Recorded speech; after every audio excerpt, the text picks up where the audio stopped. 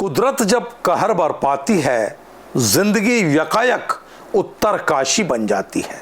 नमस्कार, आचरण के साथ मैं हूं टीएन मनीष, हाजिर हूं आज का मुद्दा लेकर। आज हम बात कर रहे हैं देवभूमि उत्तराखंड के उत्तरकाशी जिले में मंगलवार 5 अगस्त दोपहर 1:45 पर अचानक धराली में बादल फटने और खीरगंगा नदी में बाढ़ के बाद हुए भूस्खलन से मची तबाही पर हिमालय के इस इलाके में खीरगंगा नदी का पाट अचानक बाढ़ ने चौड़ा कर दिया। सुखी टॉप इलाके में एक और बादल फटने की घटना हुई जिसने नदी के जलस्तर को और बढ़ा दिया। ये इलाका पर्यटकों और तीर्थ यात्रियों के लिए महत्वपूर्ण है, विशेषकर गंगोत्री धाम के रास्ते में होने के चलते। यहाँ देखते ही देखते पूरा का पूरा गांव अनेक होटल और सैलानियों का कुदरती पसंदीदा स्थल जल प्रलय की चपेट में आ गया। इसमें मरने वालों की संख्या का अभी तो आकलन करना मुश्किल है, लेकिन प्रारंभिक जानकारी के मुताबिक इस प्रलय ने 5 लोगों को काल के गाल में समा दिया, जबकि अनेक लोगों के मलबे में दबे होने की आशंका है। सरकार ने केंद्र और राज्य की मदद से राहत और बचाव कार्य तेज कर दिए हैं। भारतीय सेना, आईटीबीपी, एनडीआरएफ और एसडीआरएफ ने तुरंत बचाव कार्य शुरू किए, जिसमें अब तक 130 से अधिक लोगों को बचाया गया। सेना ने खीरखंड में 20 लोगों को बचाया और आईटीबीपी ने 37 ग्रामीणों, 22 पुरुष, 11 महिलाएं, 4 बच्चों को सुरक्षित स्थान पर पनाह दिलाई।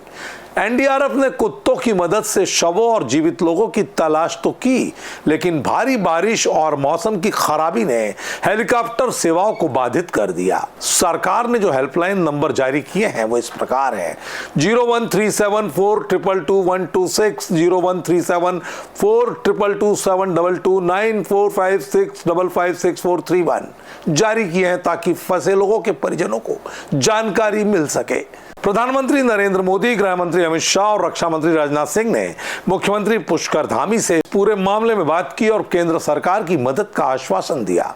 धामी ने राज्य आपातकालीन संचालन केंद्र से राहत कार्यों का समन्वय किया, बिजली आपूर्ति बहाल करने और संपर्क मार्ग खोलने पर जोर दिया। राज्य सरकार ने आपदा राहत कोष से 20 करोड़ रुपए जारी किए हैं।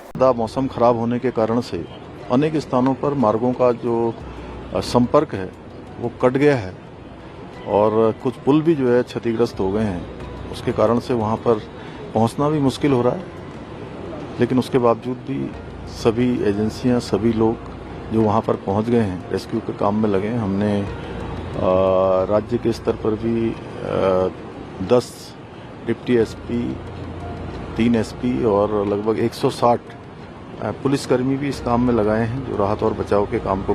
विभिन्न नेताओं जैसे योगी आदित्यनाथ, अखिलेश यादव, मायावती और राहुल गांधी ने इस प्रलय के बाद चिंता जताई और त्वरित राहत की अपील की।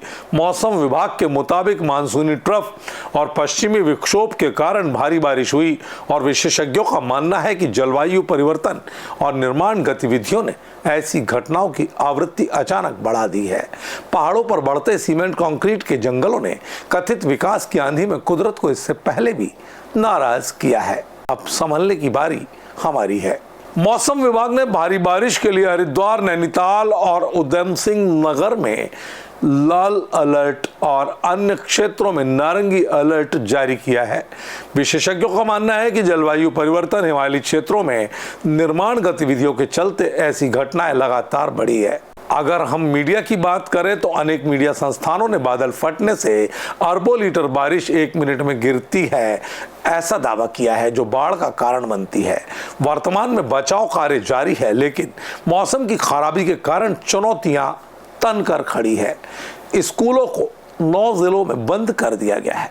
भविष्य में और बारिश के खतरे से निपटने के लिए सतर्कता बरती जा रही है। यह घटना उत्तराखंड के लिए गंभीर चेतावनी है, जो प्रकृति की ताकत और मानवीय गतिविधियों के प्रभाव को पूरी तरह से साबित करती है।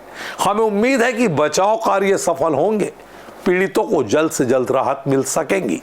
हमें कुदरत की गोद में बसे पूरे इलाके में विकास की अंधी दौड़ पर ब्रेक लगाकर प्रकृति के साथ संतुलित विकास का रास्ता अपनाना होगा, अन्यथा देवभूमि में प्रलय की ऐसी घटनाएं रोकना इंसानी तकनीक के लिए असंभव हो जाएगा।